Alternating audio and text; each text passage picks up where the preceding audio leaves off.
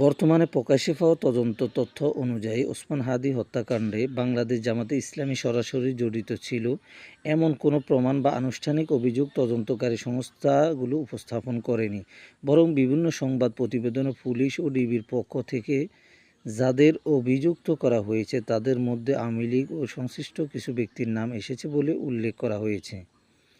এছাড়া ওসমান হাদিকে গুলিবিদ্ধ করার ঘটনায় জামাতকে জড়িয়ে যে একটি ফটোকার্ড সামাজিক মাধ্যমে ছড়িয়েছিল সেটিকে ফ্যাক্ট চেকিং সংস্থা ভুয়া ও সম্পাদিত বলে দাবি করেছে।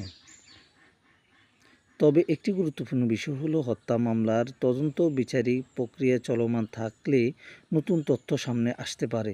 তাই কোনো রাজনৈতিক দল বা গোষ্ঠীর সম্পৃক্ততা সম্পর্কে চূড়ান্ত সিদ্ধান্তের জন্য আদালতের রায় ও আনুষ্ঠানিক সিদ্ধান্ত প্রতিবেদনকে সবচেয়ে নির্ভরযোগ্য ভিত্তি হিসাবে ধরা উচিত।